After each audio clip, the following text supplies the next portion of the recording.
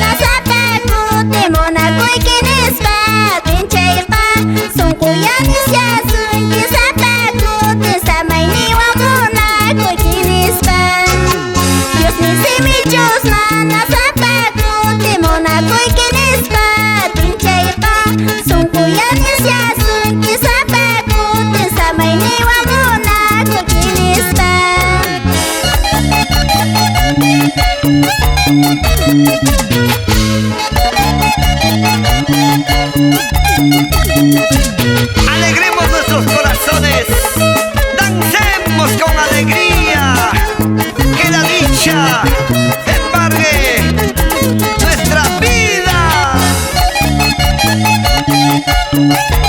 ¡Gloria a Dios! ¡Aleluya!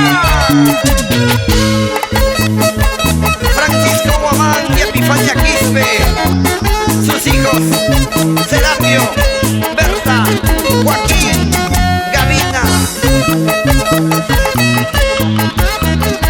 Y ahí está Anastasia Quispe.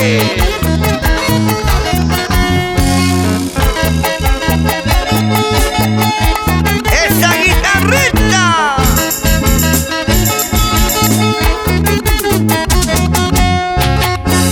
Para que baile Isidro Chicos e Ignacia Palomino.